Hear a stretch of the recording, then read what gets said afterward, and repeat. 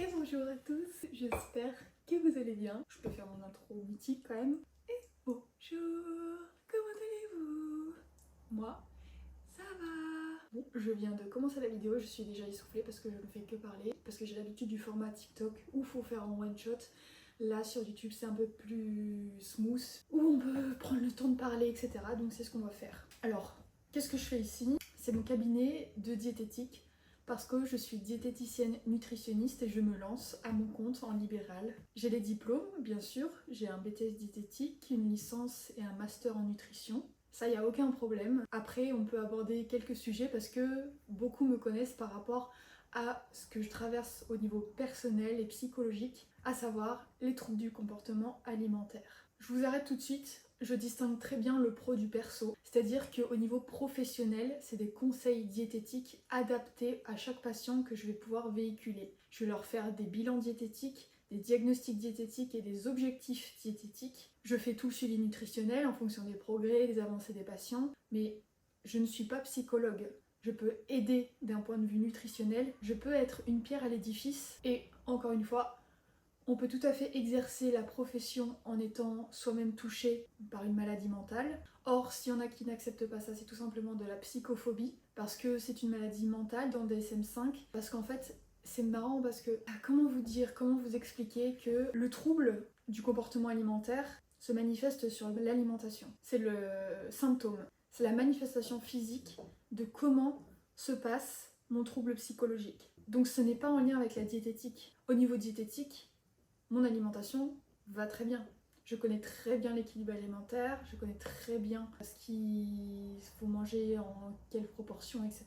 C'est la dose qui fait le poison, il n'y a pas d'aliments interdits, il ne faut pas culpabiliser. Et moi, j'ai beaucoup avancé de ce plan-là, c'est-à-dire que j'ai une volonté minime de prendre du poids. Elle est toute petite, hein, c'est des prémices. Mais je ne veux plus perdre de poids. Je me sens bien dans mon corps actuel et je vais pouvoir prendre du poids de manière sainement, comme je le veux, à mon rythme. Je mange 3 fois par jour. J'arrive à prendre mon petit déjeuner, mon déjeuner et mon dîner. J'arrive à avoir des bonnes nuits de sommeil. Je n'ai plus de pensées noires. Je suis en couple, donc je suis heureuse. J'ai ma famille qui est pas loin. Bref, tout va bien, tout se passe bien et il n'y a pas de souci à se faire de ce côté-là. C'est tout à fait compatible le fait que je sois atteinte de TCA et diététicienne nutritionniste. D'ailleurs, c'est une force parce que je vais m'en servir pour pouvoir comprendre encore plus les patients et me mettre à leur place pour pouvoir leur donner des conseils qui sont vraiment adaptés et pas leur dire bah voilà la pyramide alimentaire, voilà il faut manger tant de repas par jour, à heure régulière, avec les macronutriments, protéines, lipides, glucides, de manière à 50%, 30% et 20%. Non, voilà, ce sera des conseils ultra adaptés, ultra personnalisés, et je suis légitime tout simplement. Je n'ai pas à me justifier, j'ai des diplômes, j'ai mon numéro RPPS, anciennement numéro Adélie. Et donc pour toutes ces raisons, j'ai décidé d'ouvrir mon cabinet et je suis très très fière et très heureuse parce qu'au début, il n'y avait absolument rien dans ce cabinet, c'est moi qui ai tout aménagé. J'ai aménagé un coin pour les enfants, un coin pour les patients, un petit coin café, j'ai essayé de décorer un petit peu, enfin voilà, je fais au mieux.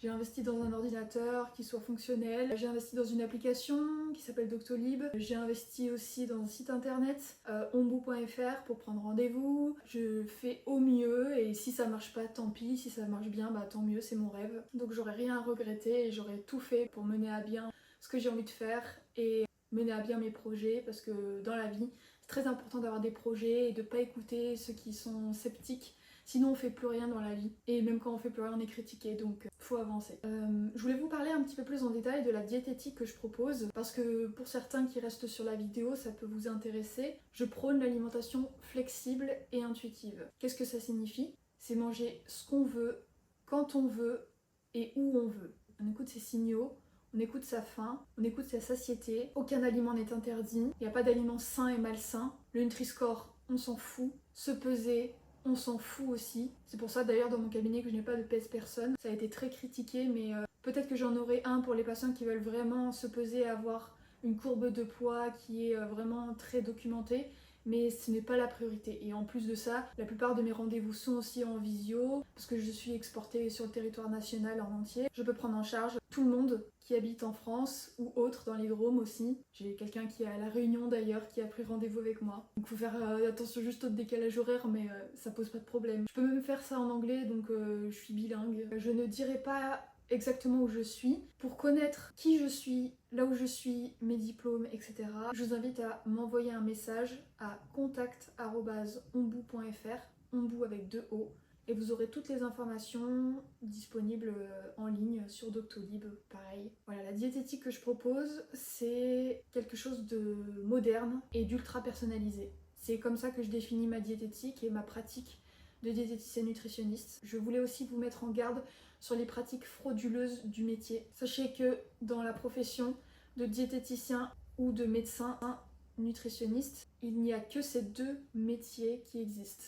Alors, je m'explique, il faut toujours qu'il y ait un qualificatif avant nutritionniste. Sinon, ça ne veut rien dire. Par exemple, moi je suis diététicienne nutritionniste et un médecin qui a fait bac+9 ou 10 ou 11 est un médecin nutritionniste. Ce n'est pas un simple nutritionniste. Un nutritionniste, c'est comme tout le monde, sans diplôme, ce n'est pas protégé par l'État. Alors beaucoup utilisent ce terme pour dire faut que j'aille voir une nutritionniste, etc., etc.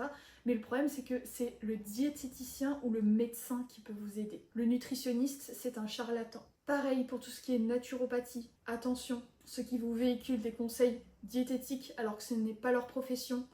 Moi je ne conseille que en diététique, que au niveau alimentaire.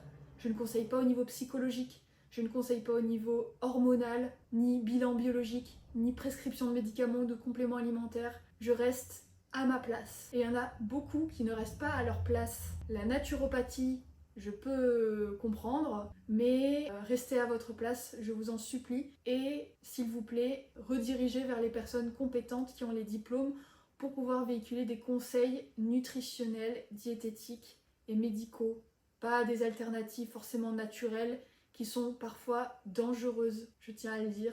C'est pas parce que c'est issu d'une plante que c'est inoffensif, que c'est sans effet, bien au contraire. Tous les médicaments que vous voyez sur le marché, c'est fait à base de plantes, hein. Soit infusion, soit macération, soit extraction, etc., etc.